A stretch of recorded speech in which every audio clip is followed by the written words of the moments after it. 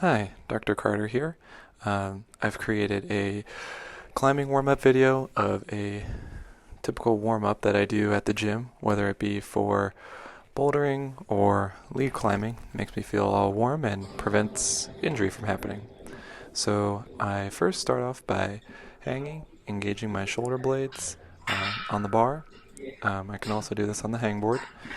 And then after I hang for about 30 seconds to a minute, I'll go into some scapular pull-ups. So I'm focusing on engaging my shoulder blades, drawing them in, and imagining hugging a grapefruit between my shoulder blades when I pull them in. And I'll do about 10 of these once I feel warmed up doing those. Um, I'll either keep hanging or um, maybe go on to some core engagement here. So either go into the chair sit here, just engaging the brace of the core. I might hang out here or venture into doing an L sit if you have the strength, just to see how the core is feeling before you go on to doing other things. From here, I'll go into some hip cars. So I'll focus on getting that abduction in the hip. And I'm not forcing any movement, and I'm trying to keep my core braced here without too much spinal rotation, just exploring the limit of my hip. After I do some of that, I'll go into the internal rotation portion, internal external rotation portion of the hip movement. It almost feels like you're getting on and off a bike. And I'll go to the other side, and I'm doing about 5 repetitions of each movement here. You can do more or less, but I'm just exploring the ranges of motion that I have in the hip for today. It might be more one day, it might be less. It's good to see which hip is moving better before you start getting into your warm-up. From here, I'll go to a variation on an Indian club exercise. So when the plates go up, I'm focusing on breathing in, and when I swing them, I'm breathing out. And I'm focusing on getting some thoracic and lumbar rotation. I'm just holding 5-pound plates, but you can do this with 1-pound plates. You can just do it with your arms, and you get the same effect. I like holding the plates and then going into some shoulder abduction movement, focusing on not bringing my shoulders to my ears and just using the deltoid there. I'll do about 10 of these, making sure I'm in the scaption plane, so kind of at like a 45-degree angle out from the side, not totally out to the side and not in front of me. I'll do about 10 of those and then maybe move into some external rotation with the plates. Again, these are 5-pound plates, but you can use whatever weight you feel comfortable so you get a nice warm-up in. And I'll do about 10 of those. And then I'm going to move on to some windshield wipers here on the floor, warming up the hips. There's no specific order I'm doing this in, but whatever feels right for you.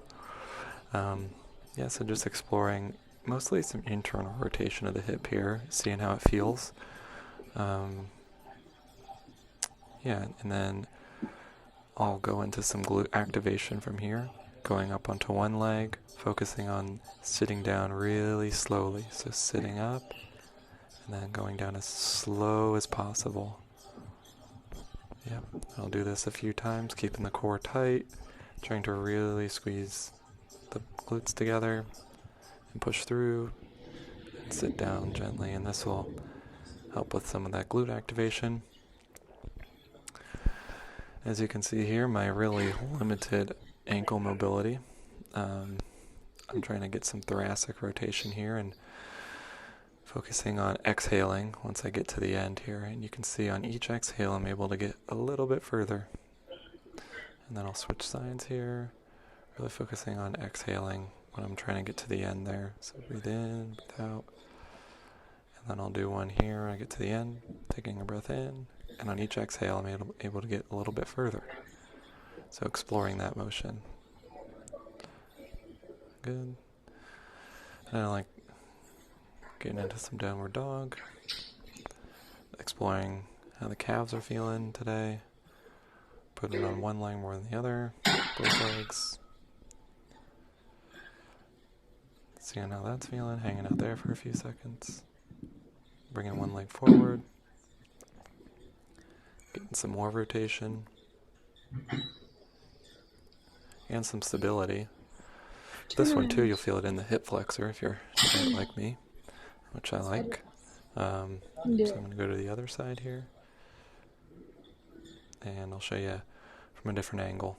So do that downward dog, and then bring that left foot out. So I'm thinking about thrusting my pelvis forward so I can get some hip flexor stretch, and then really seeing where my shoulder's at for the day, and how much rotation I have on each side, and maybe what side is better or worse. And then this ugly child's pose that I'm trying to do. Ideally, I sink my butt a little bit further on child's pose, but that didn't happen. Going into some scapular push-ups here, activating that serratus anterior. Good.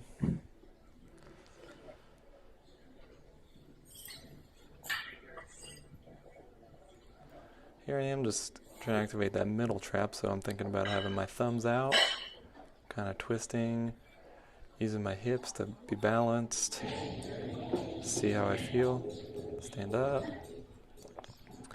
If you have a band at the gym, it's good to get a light band. Just kind of what I was just doing is activating that middle trap, so thinking about having your thumbs point behind you, doing some cheerleaders like this.